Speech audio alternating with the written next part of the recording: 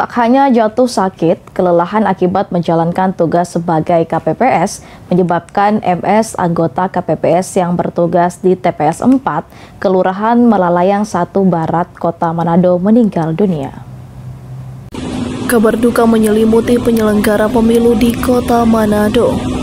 Pasalnya seorang anggota KPPS di Kelurahan Malalayang 1 Barat bernama Miki Riki Sepang dilaporkan meninggal dunia.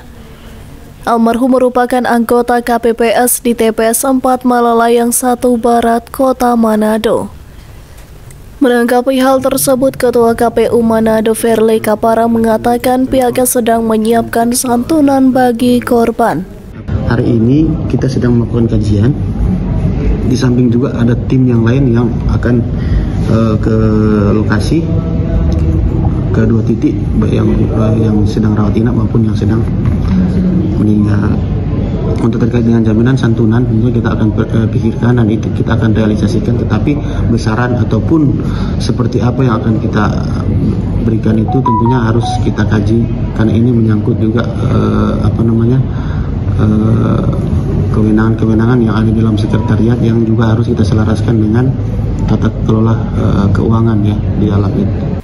Menurutnya pihak KPU juga sudah berkoordinasi dengan pihak Pemkot untuk kembali mengaktifkan BPJS para KPPS yang sudah tidak aktif. Regina Mangke melaporkan untuk Kawanua TV.